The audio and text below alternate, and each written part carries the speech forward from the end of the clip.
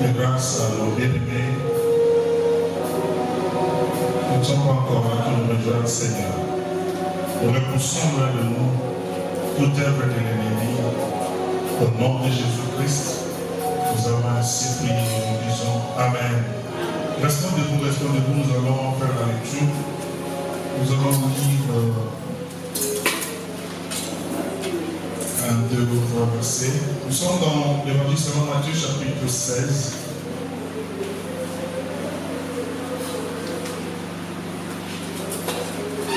Le verset 24.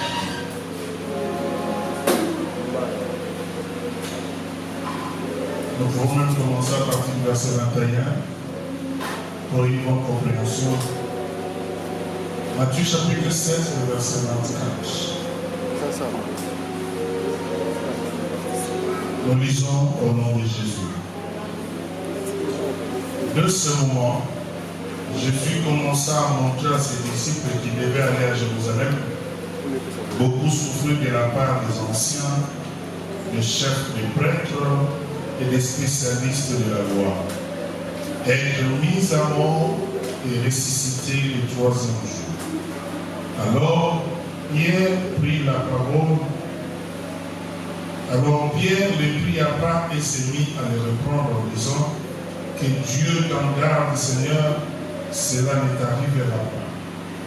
Mais Jésus se retournant et dit à Pierre, arrière, Satan, tu es un piège pour moi, car tes pensées ne sont pas les pensées de Dieu, mais celles des hommes. Alors Jésus dit à ses disciples, si quelqu'un veut être mon disciple, qu'il renonce à lui-même, qu'il se charge de sa croix et qu'il me suive. En effet, celui qui voudra sauver sa vie la perdra, mais celui qui la perdra à cause de moi la retrouvera. La parole de Dieu. Est-ce qu'on peut acclamer pour le Seigneur, les saints de chauffer nos mains? J'aimerais voir tout le monde mettre les mains ensemble pour la gloire de Dieu.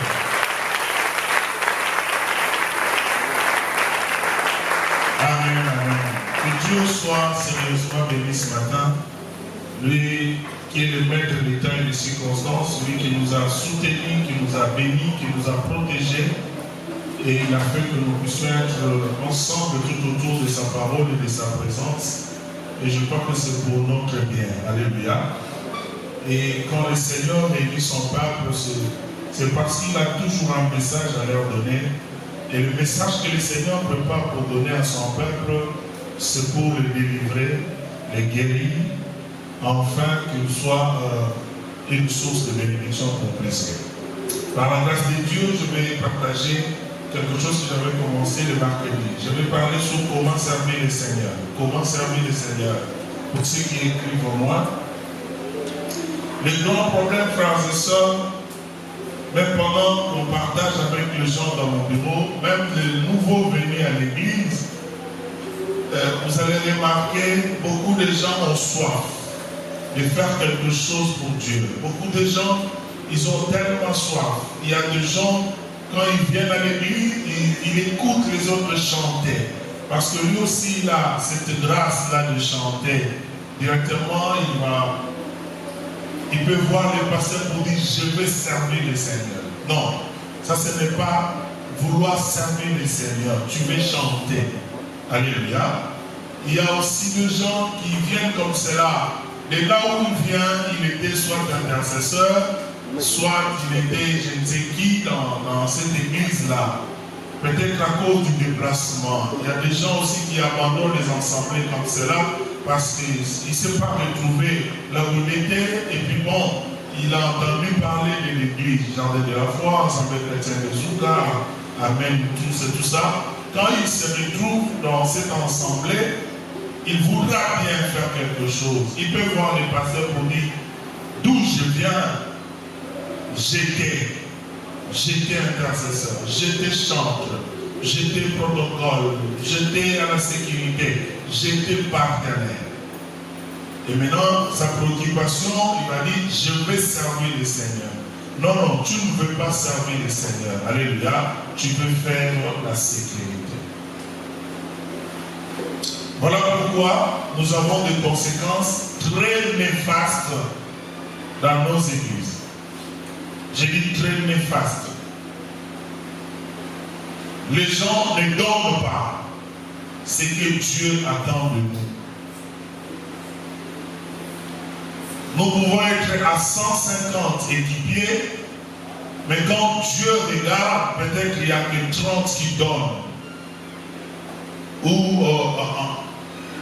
Ou je vous l'ai dit, il y a 30 qui font exactement ce que Dieu veut. Et le reste, c'est un mouvement. Le reste, c'est une habitude. Le reste, c'est vraiment le passe-temps. Donc, après ce que je fais, je peux servir le Seigneur.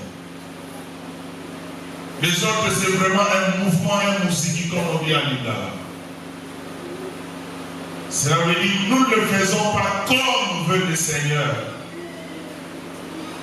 Et aujourd'hui, par la grâce de Dieu, pendant les quelques minutes qui nous restent, et avec tous les bien-aimés qui nous suivent dans notre chaîne YouTube, et en direct sur notre page Facebook,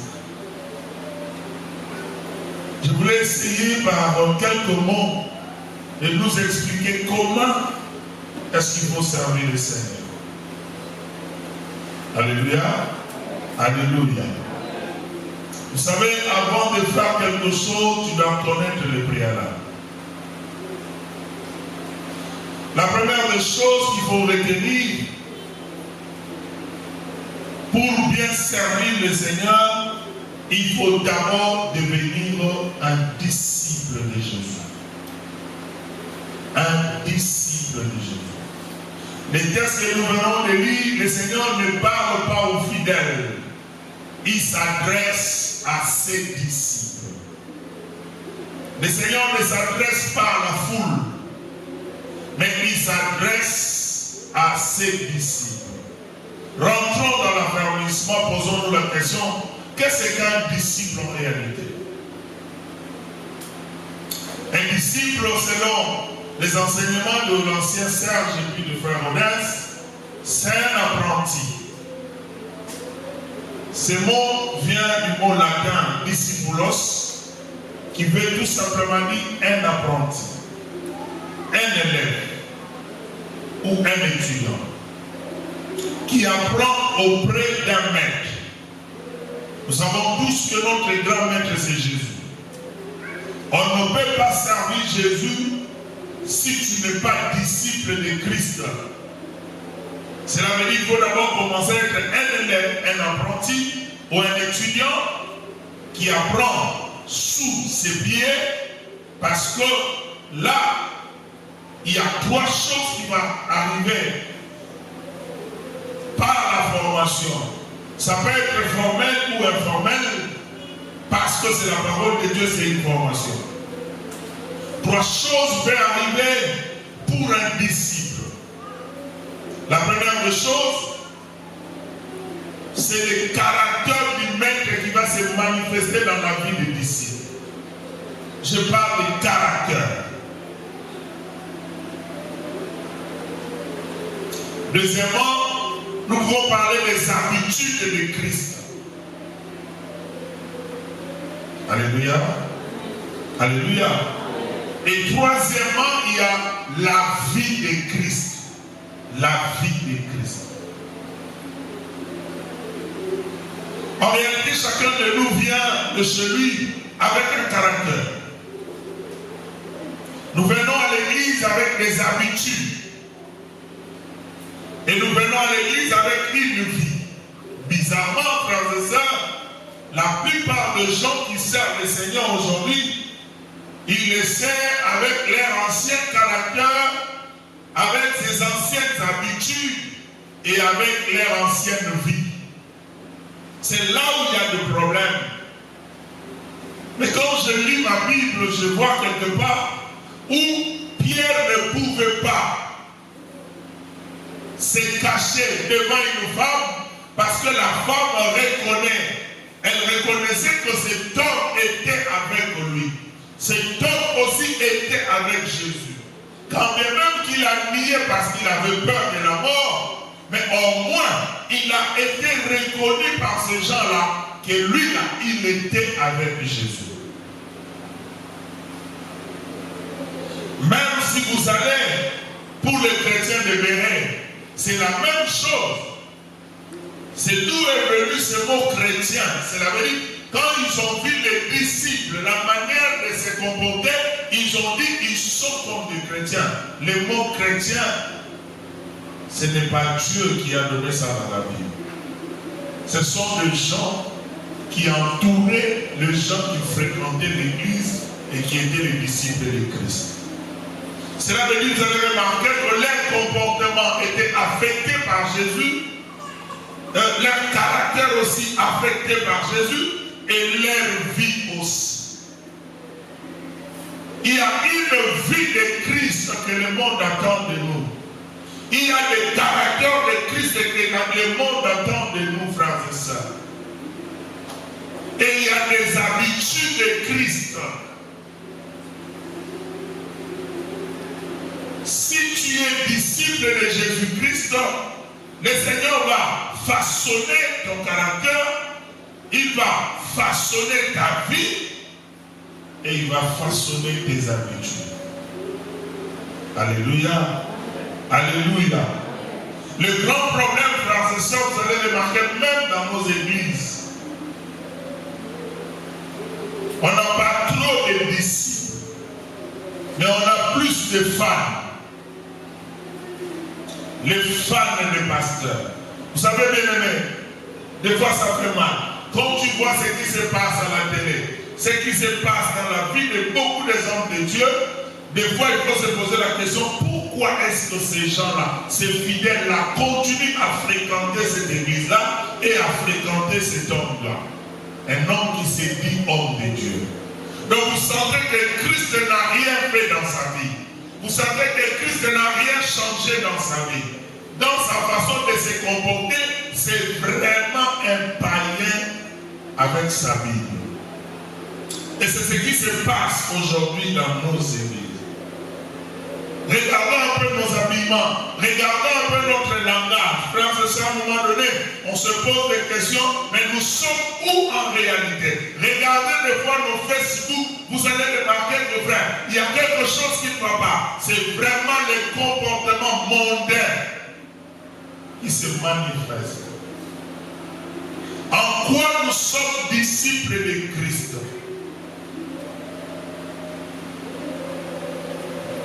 Au travers de la formation du maître, le maître veut nous inculquer son caractère. Il veut nous inculquer sa vie.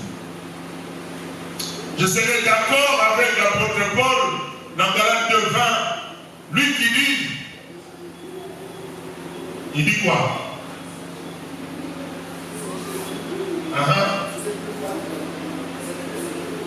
Si vous me voyez, moi Paul, si vous me voyez vivre, ce n'est plus moi Paul qui vis, c'est Christ qui vit en moi. Ce n'est plus moi qui vis, c'est Christ qui vit en moi. Voilà au moins un disciple de Jésus. Voilà au moins quelqu'un à qui Dieu pouvait faire confiance, où sa vie a vu la transformation. Oui, il était meurtrier. Il était. Mais à cause du maître, il est devenu. Alléluia. À cause des enseignements, il est devenu.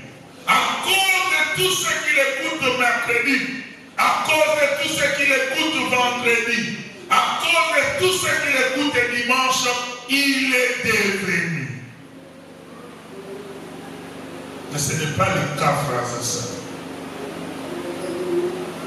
Nos églises sont remplies de femmes claires et non de disciples. Alléluia. Alléluia. Est-ce que je parle à quelqu'un? Je m'adresse à quelqu'un ce matin. Bien-aimés dans le Seigneur, il y a trois choses que Dieu attend d'un disciple. Trois choses. Dans le texte que nous venons de lire, le Seigneur Jésus, c'est presque vers la fin de son ministère.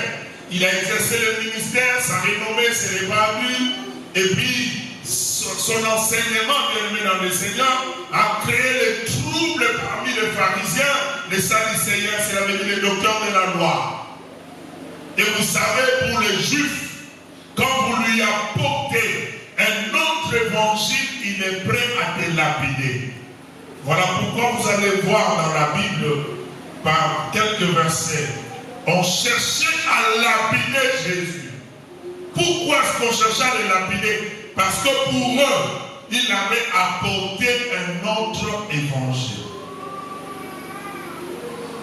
Frères et sœurs, pour les Juifs, quand la Bible dit qu'il ne faut pas ajouter ni retrancher, celui qui ajoute doit être lapidé.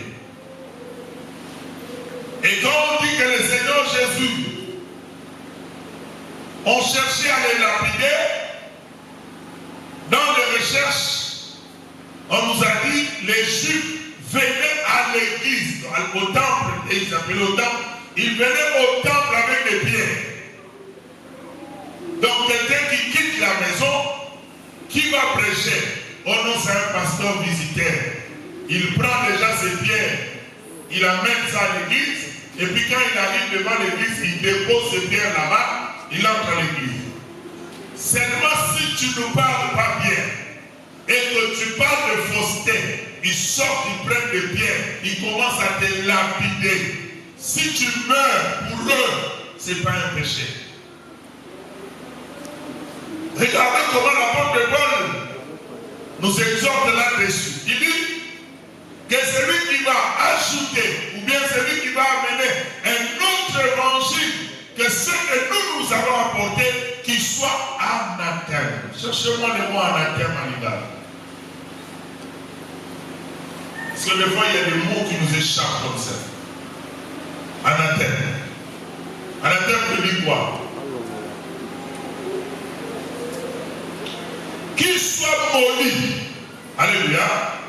Or, en Israël, quand on dit la personne est maudite, cette personne doit être retranchée. Ça va?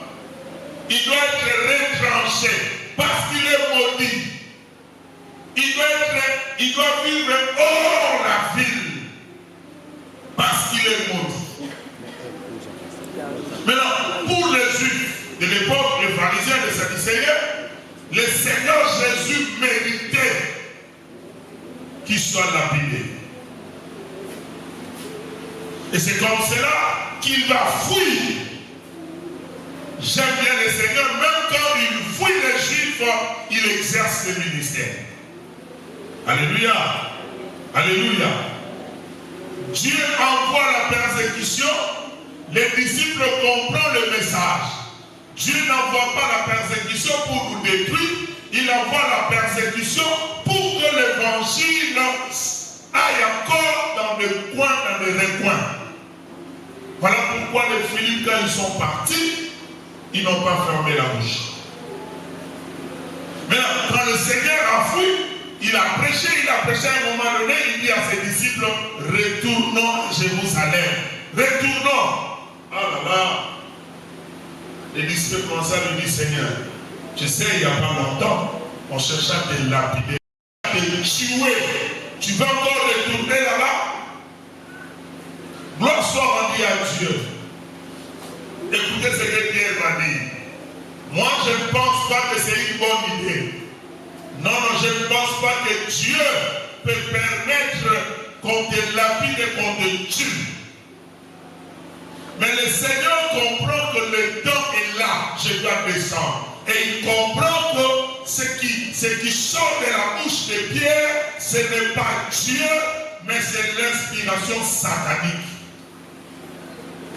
Il va nous dire, arrière de moi, Satan.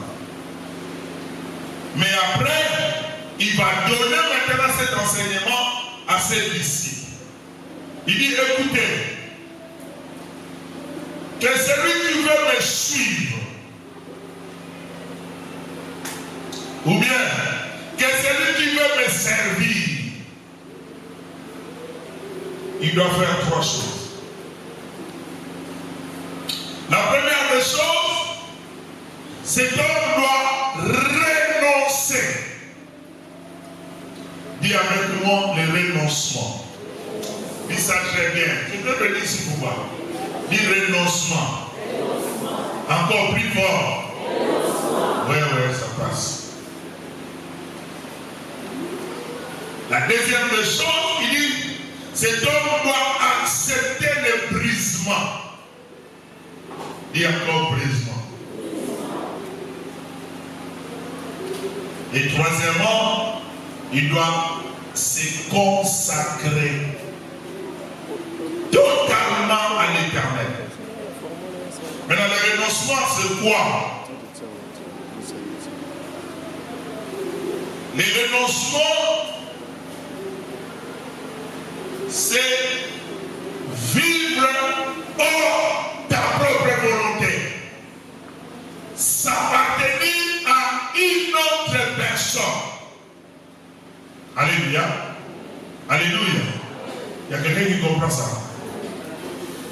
Cela veut dire que la personne ne s'appartient plus à lui-même.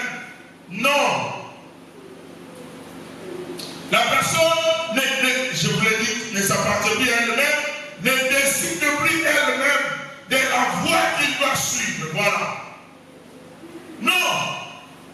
Tu veux devenir un disciple, tu dois renoncer. Et le renoncement, cela veut dire, je ne m'appartiens plus à moi-même. Je ne peux pas décider à moi-même. Et voilà les disciples que nous avons aujourd'hui. Il sert Dieu, mais il appartient à lui-même. Il décide de lui-même ce qu'il doit faire et de ce qu'il ne doit pas faire, sans tenir compte qu'il est un disciple et qu'il y a un maître au-dessus de lui. Il prend la voie qu'il veut suivre, sans pour autant poser la question au maître, quelle voie dois-je suivre? Quelle voie? Je pense, frères et sœurs, rien que par rapport à ce point, tu dois déjà te situer pour se dire, est-ce que moi vraiment suis-je un disciple? Ou bien je viens remplir les chaises à l'église?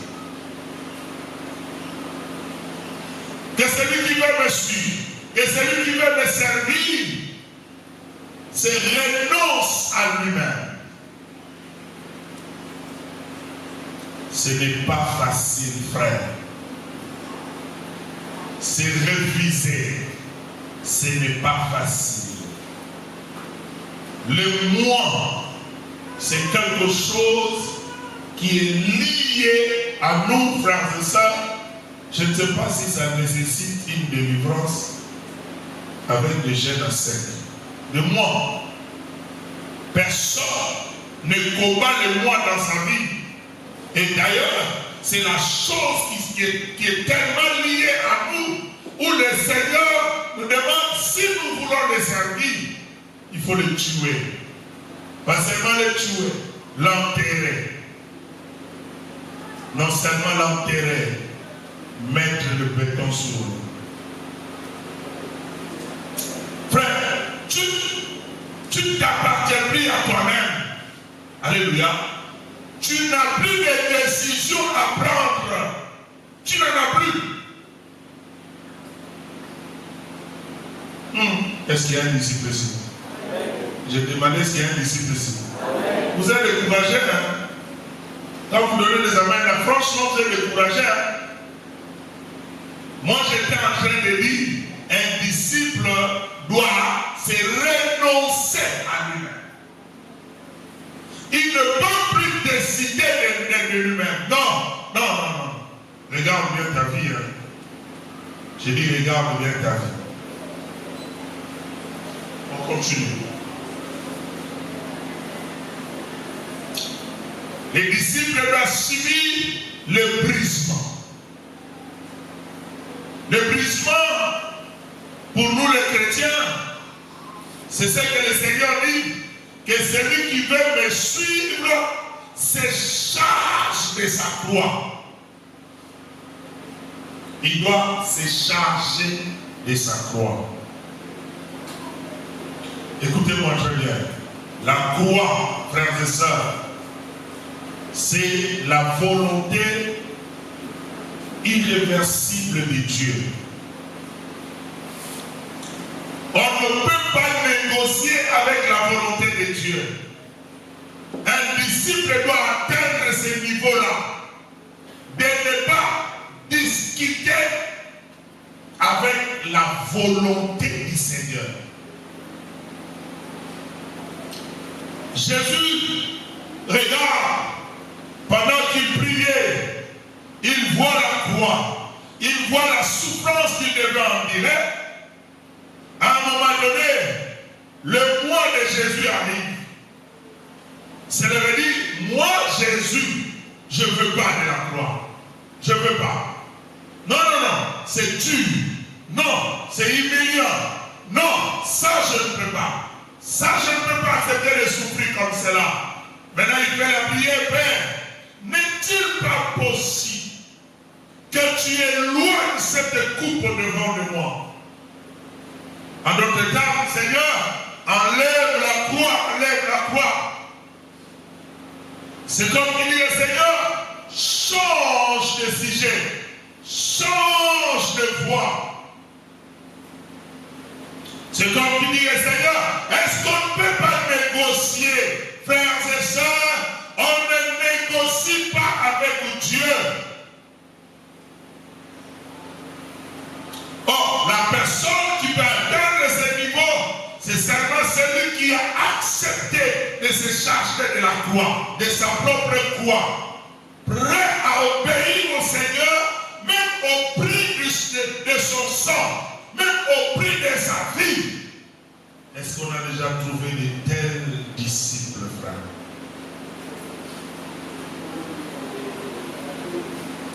Accepter de mourir, parce que la finalité de la croix, c'est la mort.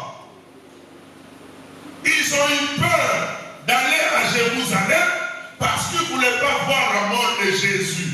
Mais le Seigneur dit, celui qui veut me suivre doit se charger de sa croix. En d'autres termes, vous allez porter votre croix et la croix a pour finalité la mort. Est-ce qu'on peut trouver des chrétiens prêts à mourir pour Dieu aujourd'hui? Prêts à mourir pour Dieu, prêts à mourir pour l'œuvre de Dieu. Franchement, que Dieu nous aide. Alléluia. La croix, c'est l'unique moyen qui permet à Dieu de témoigner notre fidélité. Alléluia. J'étais en train de dire, maman, à nous, la croix, c'est l'unique moyen de témoigner notre fidélité à Dieu. La croix. Celui qui refuse la croix, il refuse aussi de témoigner au monde qu'il est de Dieu et qu'il est le Fils de Dieu et voire même le serviteur de Dieu. Refuser d'être humilié au nom de Jésus. Accepter de souffrir quand bien même le moi me dit que je peux te donner la solution, mais j'accepte d'obéir à Dieu. Je reste nu, je manque à manger, je suis repoussé par tout le monde, je vis l'humiliation seulement parce que j'ai pris la décision d'obéir à Dieu. Est-ce qu'on peut trouver de tels disciples bien-aimés dans le Seigneur? Oh, frère, regardez, un jour, David était avec ses amis.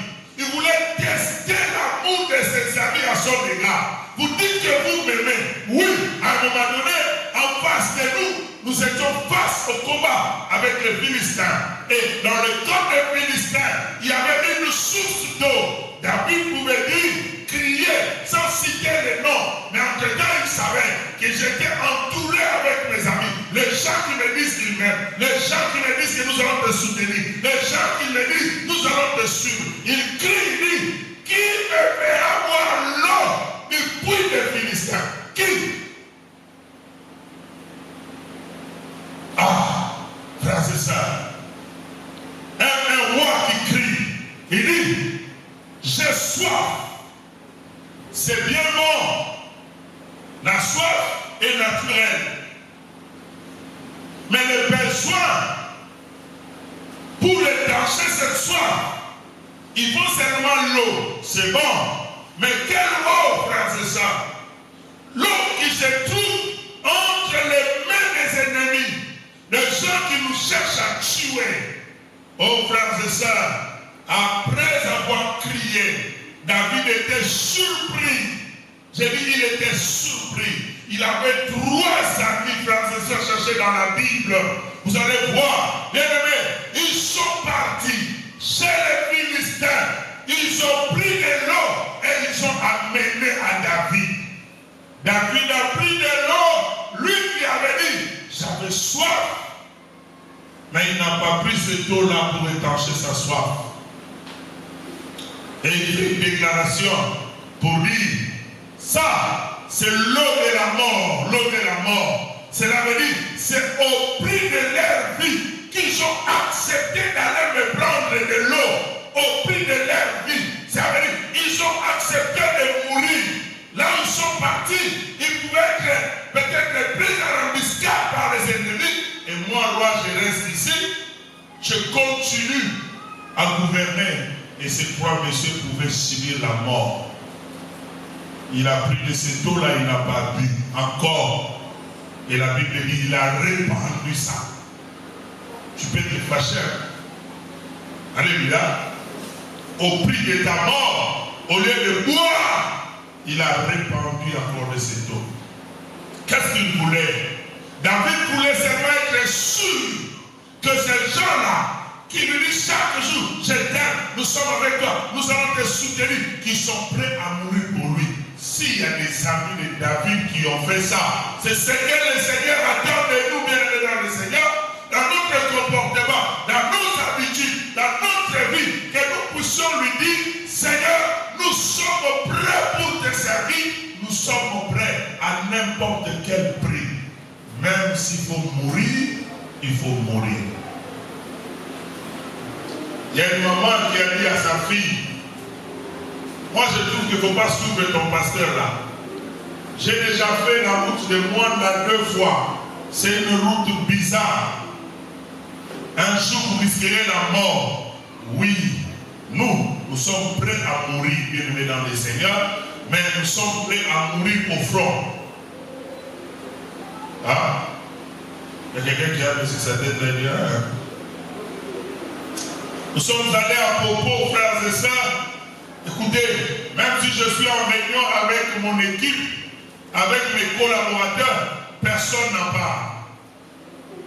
Si vous parlez de quelqu'un, ils sont d'accord. Si vous parlez de moi, Nawar, si vous parlez de Djela, il y a quelqu'un qui m'a dit, franchement, nous sommes venus parce que c'est l'œuvre de Dieu. Mais à la prochaine fois, on ne va plus venir. Voilà un disciple, un pasteur qui fait le choix de là où il va aller servir le Seigneur. Non! Tu ne vas pas servir le Seigneur là où tu veux, mais tu vas servir le Seigneur là où Dieu veut. Là, il n'y a pas des amens, je sais. Parce qu'il n'y a pas beaucoup de disciples à l'église, il y a des femmes pleines. Alléluia. Église, alléluia. Bienvenue dans le Seigneur. En réalité, après le renoncement, le brisement, c'est la consécration. La consécration, c'est l'acte de devenir une offrande. Donc là, il faut vraiment répéter ça. Répétez ça après moi. La consécration, c'est l'acte de devenir une offrande. Je ne parle pas de l'homme qui dans l'offrande. Mais je parle de l'homme qui devient une offrande. Et j'avais dit, une offrande ne parle pas. Ça va? Une offrande ne parle pas.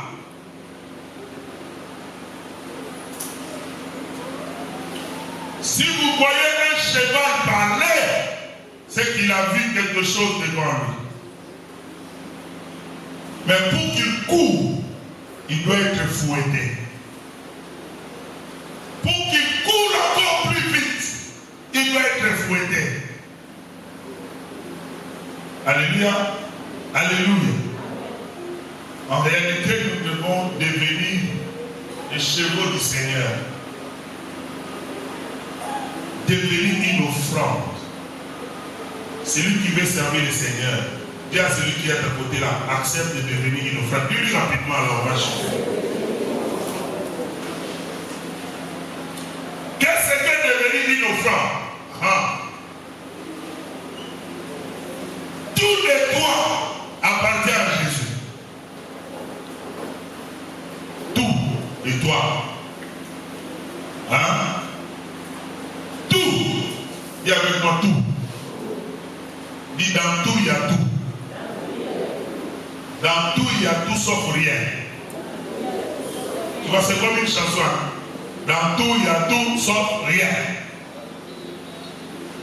Tous les droits appartiennent à Jésus.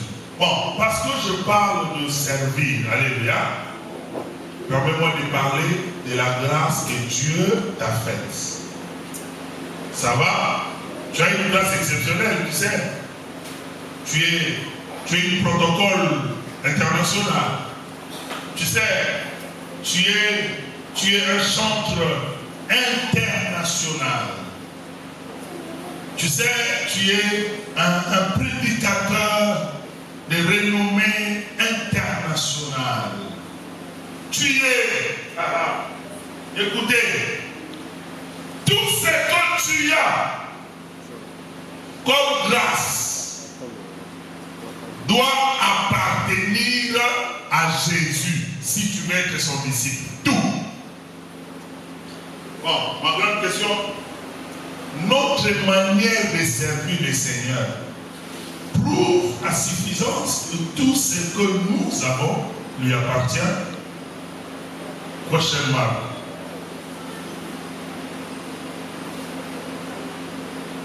J'ai eu la grâce de chanter. Vous savez, je pleure à moi-même. J'ai dit, Seigneur, est-ce que tu ne peux pas enlever la voix ou bien partager la voix de Alda, mais donner aussi une partie. Comme ça, moi aussi, je vais commencer à chanter. À cela, tu ajoutes les 60% de Freddy. Alléluia. Et puis tu prends 45% chez Delphin. Et puis tu récupères 10 là-bas. Tu me donnes. Je veux bien te chanter, Seigneur. Avant de commencer la prédication, je vais te chanter.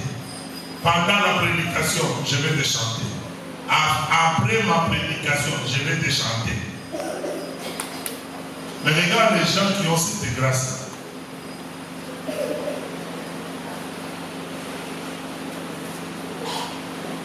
Oh, toi qui as la grâce d'être sécurité, intercesseur à l'église, frères et sœurs, tu n'es plus devenu une offrande pour Jésus. Tous les droits là t'appartiennent. Regarde seulement la manière de servir le Seigneur. Bon, parlons un peu des chantres parce qu'eux ils sont là le lundi, le mercredi, le jeudi, le vendredi, le dimanche. Le Seigneur, ne vous fâchez pas, n'est-ce pas? On doit parler de vous parce que c'est vous qui venez là le lundi. Venir le lundi c'est bien, mais à quelle heure? Venir le mercredi c'est bon, mais à quelle heure? Venir le vendredi c'est très bon, mais à quelle heure? Venir le dimanche c'est bon, à quelle heure? De même, le membre de sécurité, protocole, les responsables de l'Église. Chers fidèles, tous les droits appartiennent à l'Éternel. Prenons le temps. Le temps, dis avec moi le temps. Le temps. Mon temps appartient d'abord à Dieu. Mon temps appartient d'abord à Dieu. Vous savez qu'il y a des gens parmi nous qui fouillent l'église de mercredi et de vendredi pour rien. Pour rien. S'il faut commencer à poser des questions ici, tu n'étais pas là le mercredi là. Il n'a même pas de raisons valables. Soit il va en créer un ou deux pour dire j'ai lavé les habits. Regarde-moi cet ignorant ici. Laver les habits. Écoute l'autre là qui est en train de dire je préparais. Seigneur, tu préparais. Hein?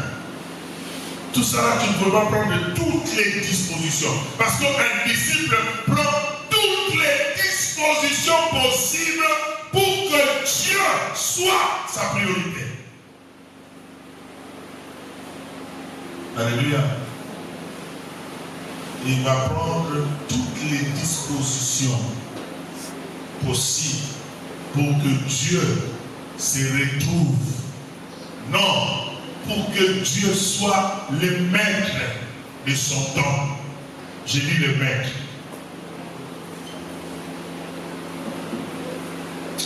Tout lui appartient. Il dit, je serai très à l'aise. Je serai très content quand je vais servir le Seigneur comme il le faut. Frère, ne pas chanter pour toi, ça ne te dit absolument rien. Non. Je peux tomber malade si je rate une prédication. Je peux tomber malade. Ce n'est pas ton cas. Moi, rater une prédication, je peux tomber malade, frères et sœurs. Je parle de nous que Dieu a appelé au ministère. Alléluia. Je comprends que prêcher là, c'est Dieu qui m'a donné. Cette grâce là, c'est Dieu qui m'a fait cela. Et lui, il doit être la préoccupation. Notre manière de faire les choses, des fois fait très mal. Si à moi, votre pasteur, ça me fait très mal, à combien plus forte raison votre Dieu? Lui qui est le propriétaire de cette grâce que vous avez. C'est lui le propriétaire. Dis à ton frère, c'est Dieu le propriétaire de tout ce que j'ai.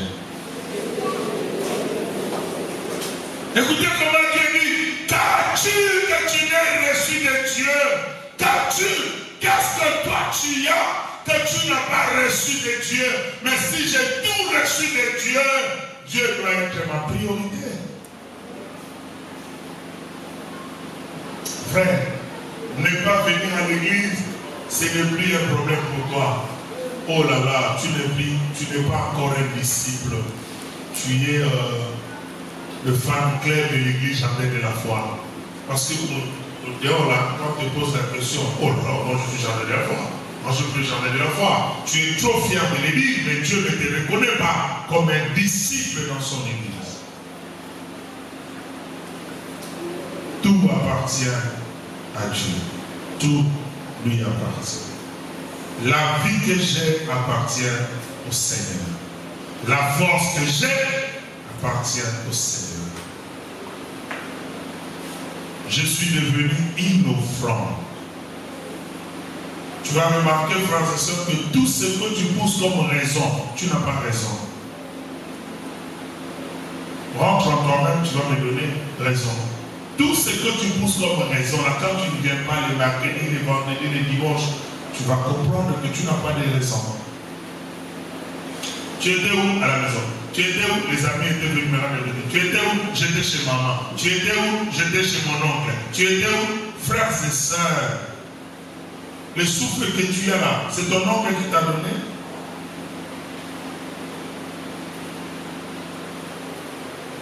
Oh, voilà comment le Seigneur veut nous voir comme des disciples. Et en ce moment-là, nous allons bien servir le Seigneur et nous allons voir des résultats.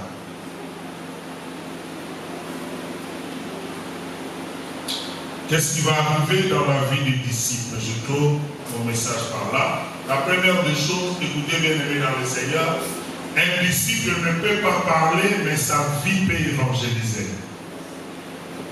Ça va? Un disciple ne peut pas parler, mais sa vie peut évangéliser. Est-ce que c'est ton cas?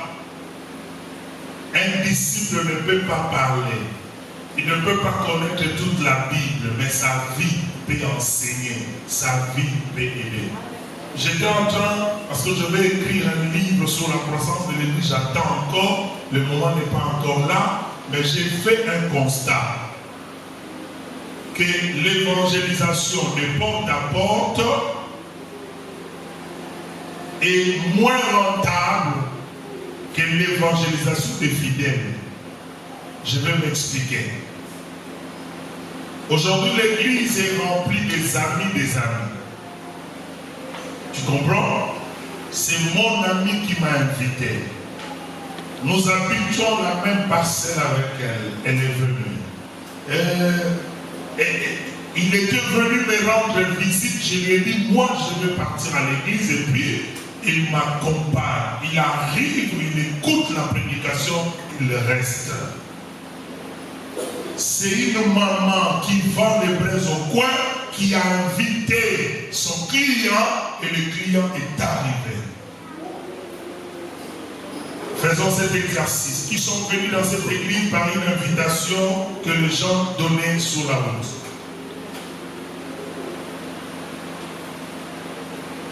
Vous avez remarqué? Il n'est pas là.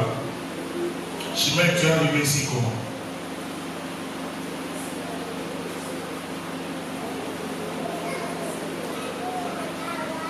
Elle habitait sous l'avenue Prison. Tu vois, elle écoutait la musique, elle était touchée, elle est venue. Est-ce qu'à l'église maintenant tu es seul? Tu as amené qui? Toutes ses sœurs. Il y a ma fille, il y a Car. Hein?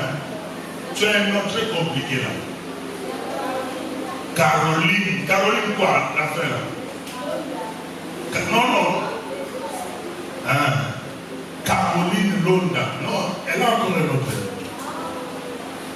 Très compliqué, comme si Caroline Altesse, des mots comme cela.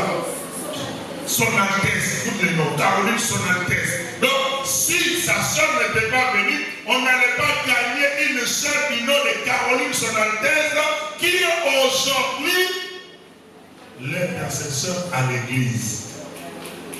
Tu comprends ça? Je vois, il y a une équipe là qui vient là, de l'avenir, qui qui a dit quoi. Ils viennent à toi, personne. C'est leurs sœurs qui les a invités, ils sont venus à l'église. Donc, si l'église est en train de grandir, c'est l'œuvre de fidèles. Alléluia. Alléluia. Vous allez remarquer, nous avons besoin de faire des séminaires sans trop de bruit, mais la salle s'est remplie, les gens sont juste au dehors, parce que les membres invitent leurs amis et ils viennent, et beaucoup de gens restent comme cela. Et ils restent. Donc, si tu es un disciple, même si tu ne connais pas la Bible, bien aimé, ton caractère, tes habitudes, la vie de Christ que tu as peut évangéliser. Combien de femmes ont amené leur mari à l'église? Seulement parce que l'homme a remarqué que depuis que ma femme a commencé à fréquenter cette église-là, elle a beaucoup changé. Beaucoup changé. Combien des hommes n'aiment même pas entendre le nom du pasteur dans leur maison? Vous savez pourquoi? Parce que cet homme-là, jusqu'aujourd'hui, il n'est pas convaincu de sa femme. Il n'est pas convaincu. Le fait qu'il n'est pas convaincu de sa femme, donc, comment est-ce qu'il peut être convaincu du pasteur? Voilà pourquoi des fois on a peur de venir chez vous. Parce qu'on risque de nous confondre. Alléluia. On risque de nous confondre et déjà recevoir des coups. Le temps que je parle en langue là. Hé, t'es pas pasteur, mais tu as déjà reçu des coups. Il y a beaucoup dans la l'église. Pas la vie non. Hey. Tu vois les gens de votre passé là. franchement, ils peuvent me confondre. Est-ce qu'on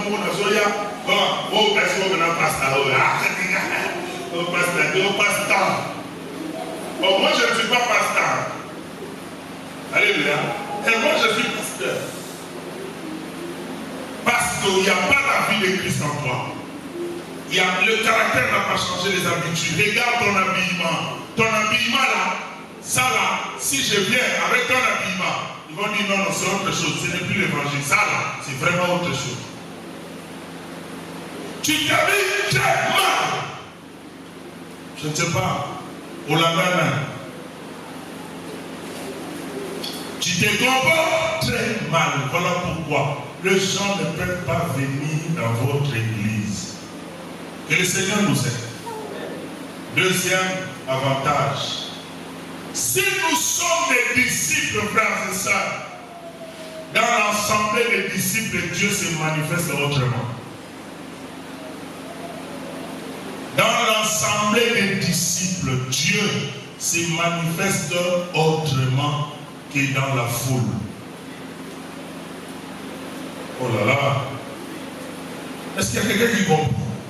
Imaginez-vous, nous tous, nous sommes des consacrés.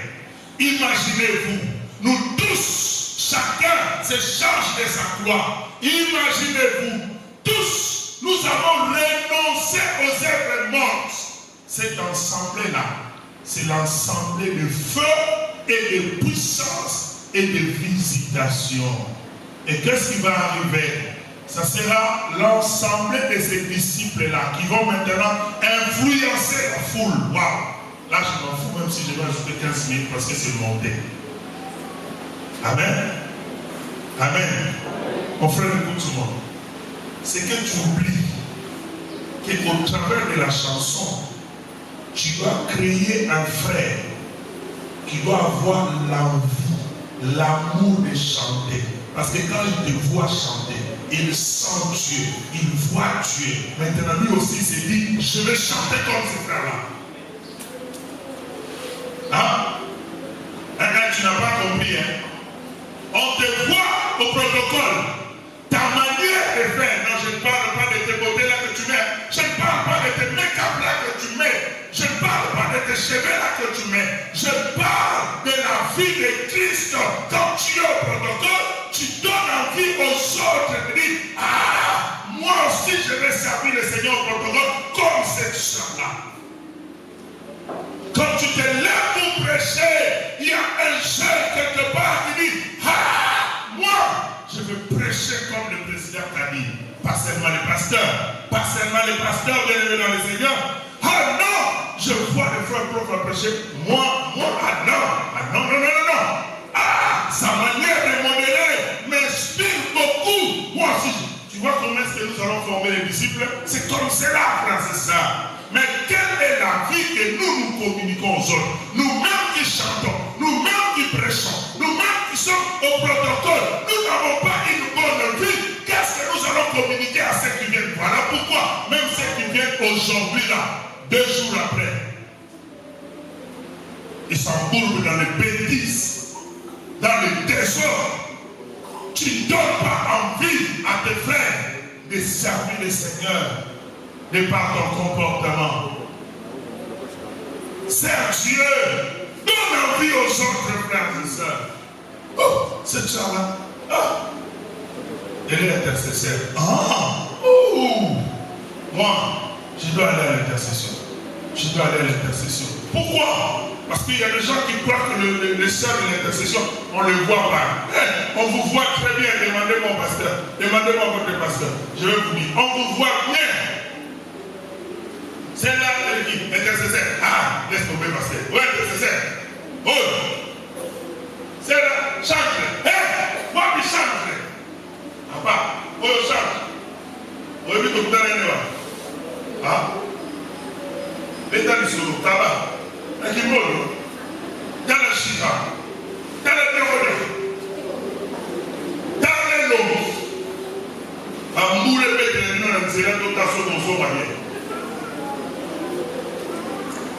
Une offrande ne parle pas. Même si on ne décide pas, garde le silence, ferme ta bouche. Et toi, on ne décide pas. Tu sors là, si et on l'a sali, on l'a église. On ne décide pas. Si on peut se souvenir de Dieu, on peut se ça même. C'est un mot de la Yozo qui est ça.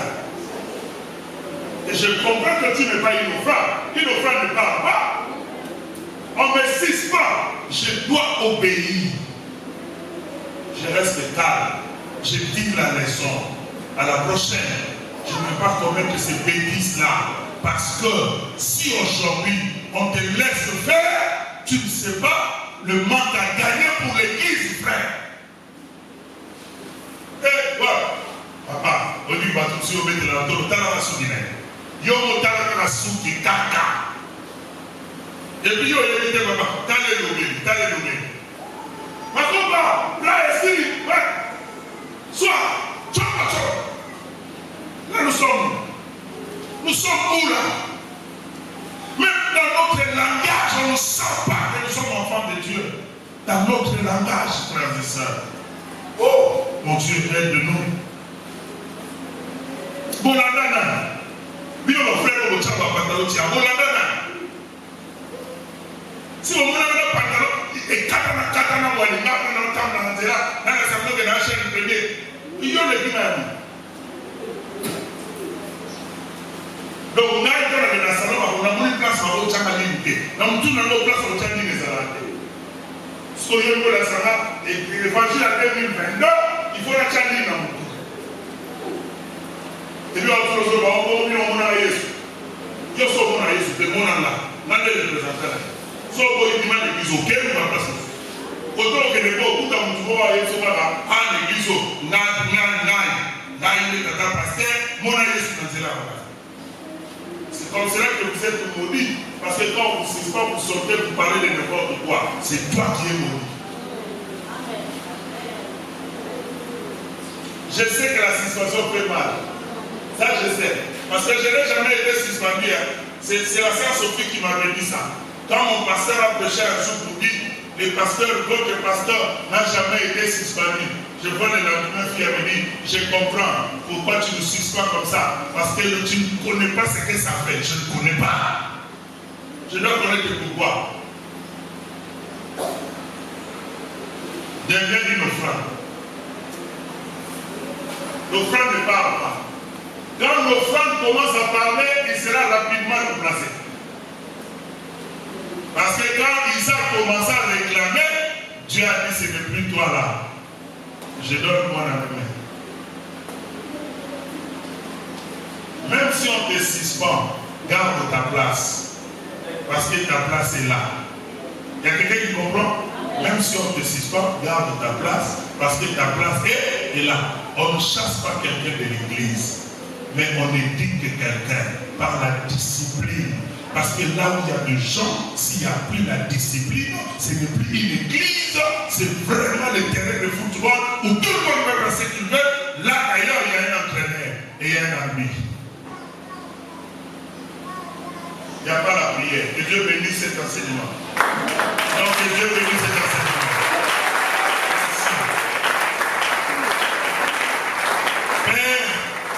Je bénis ces offrandes. Laisse que la source soit bénie au nom de Jésus. Amen.